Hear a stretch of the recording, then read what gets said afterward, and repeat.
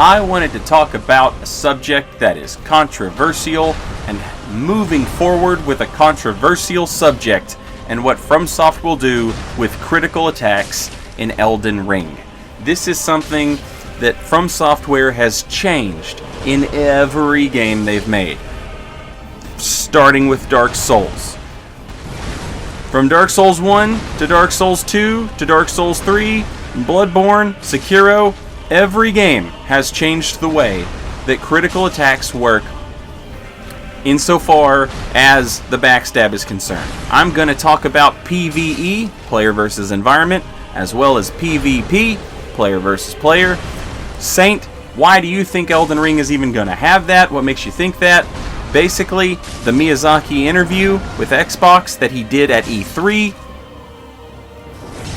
where he compared Elden Ring to Dark Souls, and he said that it was basically a game with Dark Souls mechanics that they weren't able to implement.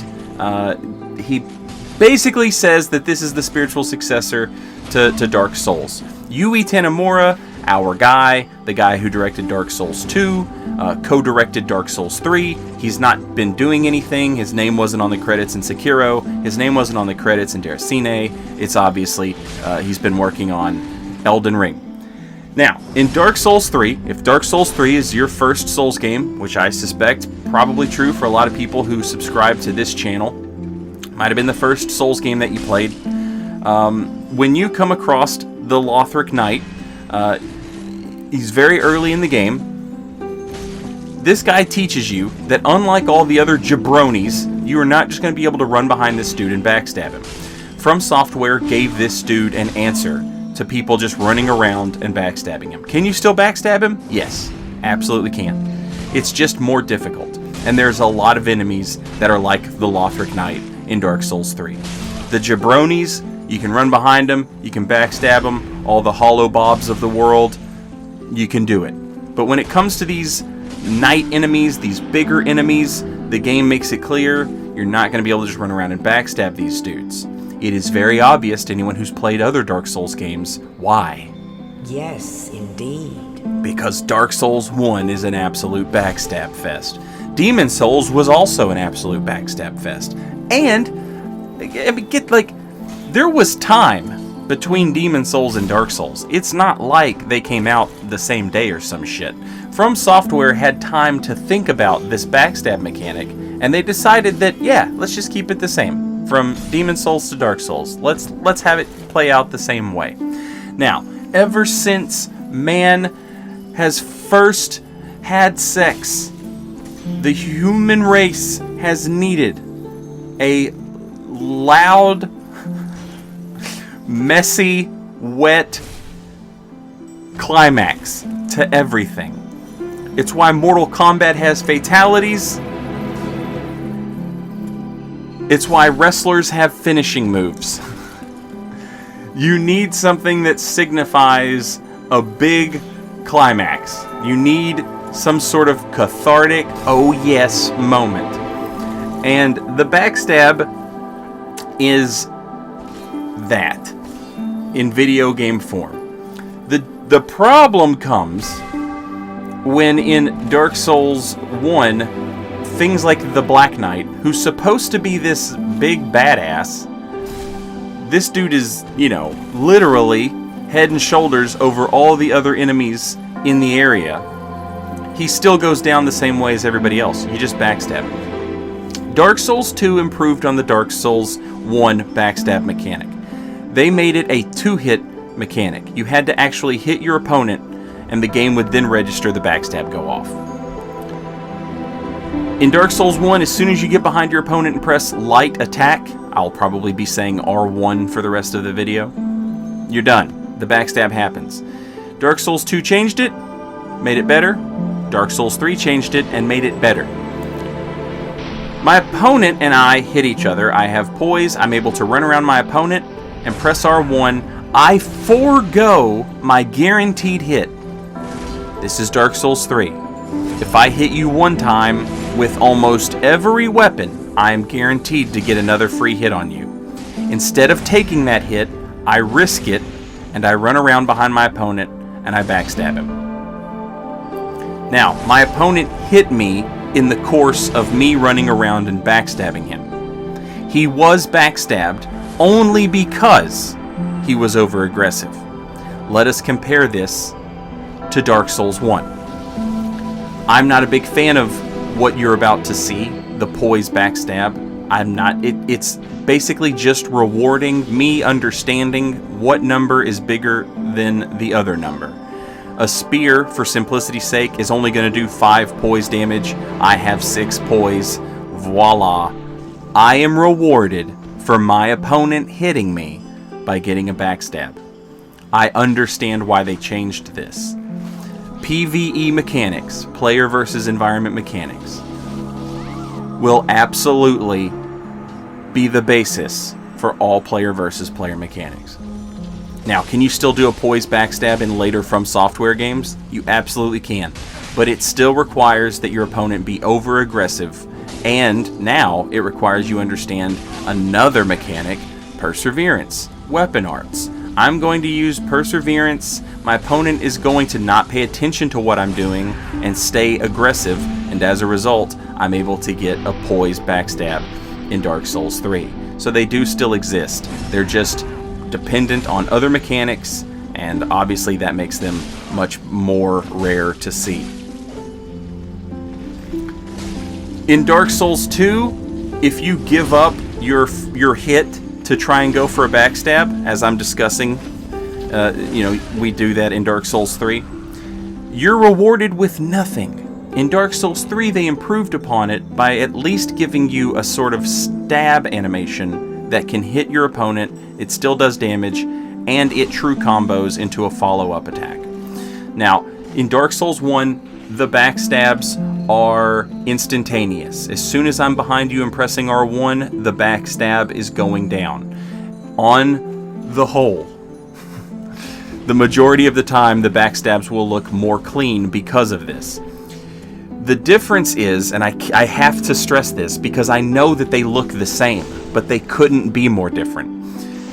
The difference is that in Dark Souls 1, I am being rewarded for being hit. In Dark Souls 3, I am being rewarded for giving up a hit.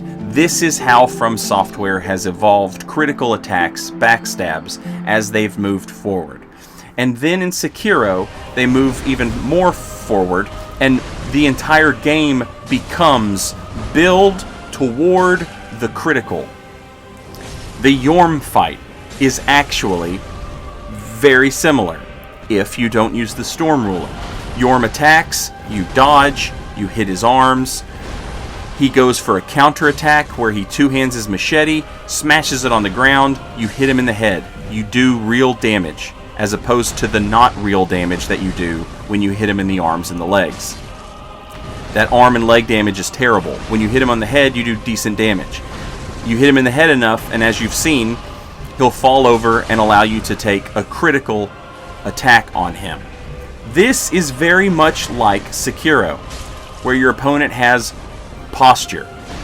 Posture, literally, in the literary word, is very synonymous with poise. Posture and poise are pretty much synonymous. They pretty much mean the same thing. Not in terms of game mechanics, just in terms of the actual words themselves. Yorm has like this super poise, where he doesn't stagger until you hit him enough times, and then he does. He finally staggers. You finally falter this giant. And then you're able to do the critical hits and take him down. Very similar to Sekiro. The Armored Warrior fight is a great example. I want to quote Miyazaki.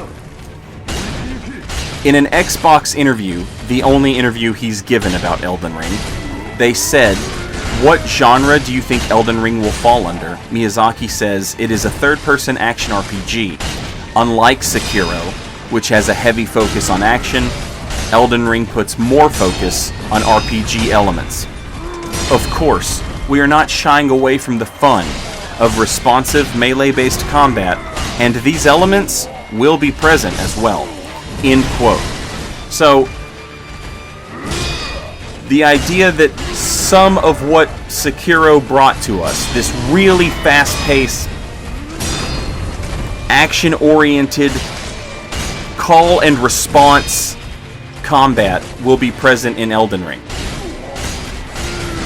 That really gives me hope. I cannot wait to see how they improve upon the idea of critical attacks in Elden Ring.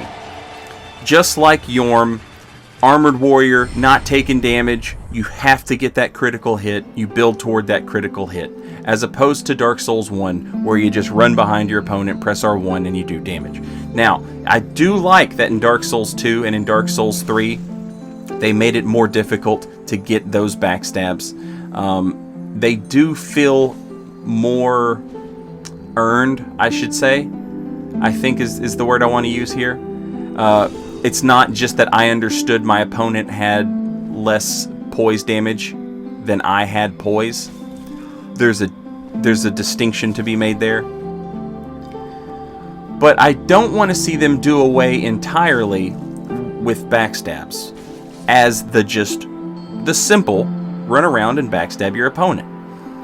I would just like to see them change up what that means, whether it maybe take away some of the damage, but put my opponent in like a very precarious situation. But again, the PvE will determine the PvP. My opponent here going for that Dark Souls 1, just run around and backstab, and I just roll away from it. And if you want to have that mechanic, then occasionally you're going to have backstabs that look like this. And I have to convince you that these are different. My opponent hit me, and I still got a backstab. The difference is, if you watch those back to back, the Dark Souls 1 clip, my opponent hit me, and then I started the backstab. In the Dark Souls 3 clip, I started the backstab, and then my opponent hit me. There is a difference between those two things, even though the end result was the same. I was hit before the backstab went off.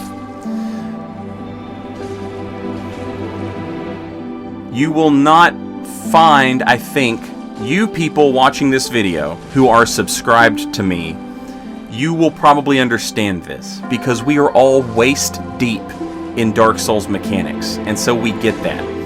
How do you, going forward, show that mechanic to the quote-unquote normies, the people who aren't balls deep in these mechanics, and make them understand it? I think that's what From Software has to do next. I look forward to seeing how they continue to move that forward. While I would definitely like to see some kind of mixture between Dark Souls 3's mechanics and Sekiro's mechanics, this is all just speculation, obviously. But December is right around the corner. The Game Awards are coming up. I think everyone suspects we'll be seeing a gameplay trailer, gameplay reveal there at the Game Awards for Elden Ring in December. Our guy, the guy who does the PvP, Yui Tanimura, the director of Dark Souls 2, co-director of Dark Souls 3, he hasn't been present in the credits for Deracine or Sekiro, so I think it's very obvious that our PvP guy has been working on Elden Ring. We'll see in December. Until then, later, y'all.